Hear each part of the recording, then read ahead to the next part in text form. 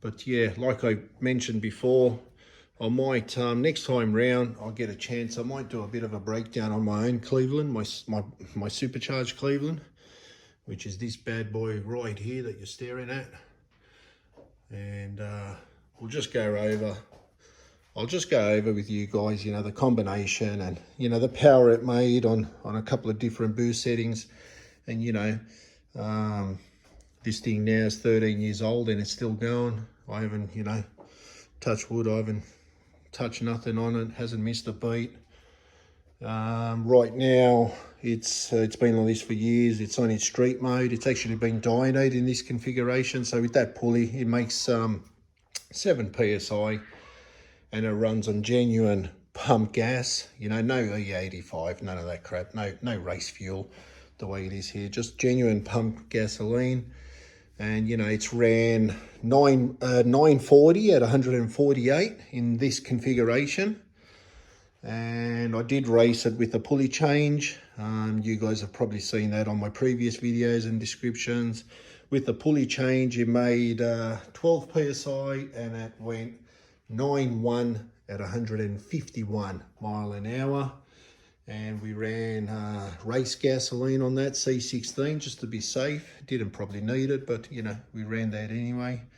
We didn't know what to expect. But I'll get down to the nitty gritty of all that and all the excuses, and it could have gone a bit better. And you know, I'll do a bit of a breakdown on the combination and how we went from you know, my early NA days, how it transitioned to this thing, and I'll just share that with you guys, you know. And my BG blower carbs, just love the look of them. Can't go past that look, I think. Yeah, Barry Grant blower carbs, 825 CFM each ones. That's a WN carb adapter.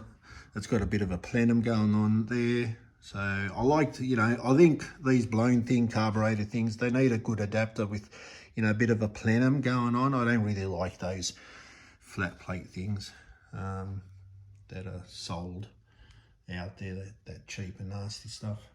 But yeah, that's my Magna Fuel 4-port reg feeding the dual carbs. That's my fuel pressure gauge. Yeah, it's just a GM, just an old Jimmy blower. Nothing fancy, it's not Teflon, nothing like that. The rotors are just, you know, stock, standard Helix. It's just a more of a street, loose setup blower. Nothing fancy going on there. And yeah. This tune right here, it actually got dynoed the way it is here in the street, in my street configuration. So, you know, pump gas, 7 PSI worth of boost. It went 720 horsepower on the dyno. And I don't know, it was 580 or 590 foot-pound of torque. And, you know, it's good. It's 13 years old now, this, and it hasn't missed a beat. I haven't even pulled off fuel bowls. Can you believe that? I might do a video with that, taking the fuel bowls out and just having a look at what residue remains there. I'm sure it's all good. Every now and then I run some additive just to flush out the fuel system. But yeah, you know, you look after them and they last. This thing's done about 30 quarter-mile passes back in 2011, all 9-second passes. And, you know, it's been to a couple of power events. It's been to shows. It's been street driven. It's been hard street driven. It's been engine dynoed. And she's still going. Yeah, all Cleveland. Obviously, it runs the XE NASCAR block, which is very rare. You know, CHI alloy heads, but the 4V versions, not the 3V. I mean, you know, you had to remain 4V. I'm just a true Clevo guy, so everything had to remain as close as OEM as possible. And yeah, it's badass. She's still going. But we'll leave that to another time. I'll do a bit of a breakdown on the complete engine. And then and I'll just let you guys know how it transitioned from, you know, my NA days, you can go back and see that video. You know, close to 25 years ago, this same car I had when I was a teenager.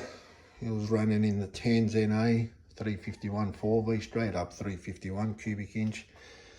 Nothing fancy, and it kicked ass back then. Yeah, but I'll you know, I'll just share with you guys the combination and the parts involved, and you know, all dyno results and all that, and you know what the Moroso calculator said when I did change the pulley and the speed it did for the weight of the car. So I'll run through all that with you guys maybe on the next video, so stay tuned for that. And I'll just share with you guys some of the tricks if ever, you know, some of you guys want to do blower stuff, and just some of the headache things that you're going to run into. I can save you all the drama. I can, you know, I don't mind doing that. You can't keep secrets, you know what I mean? We're all here at the end of the day to learn off each other and share. Otherwise, what's the point? But yeah, no, this baby's like 13 years old now, so she's still going. Yeah, it's done a lot of work. So you can see here on the Moroso slide that the 12 PSI pulley change, you know, you can see the Cleveland here was well and truly making over 800 horsepower flywheel, just based on the mile an hour it did versus the weight of the car. Yeah, you know, some of these videos, sorry about that, they just take so much time. You just can't sort of record and get them right the first time, so just bear with us, guys. But yeah, a shout out to DragBoss. I heard Cleveland's make power.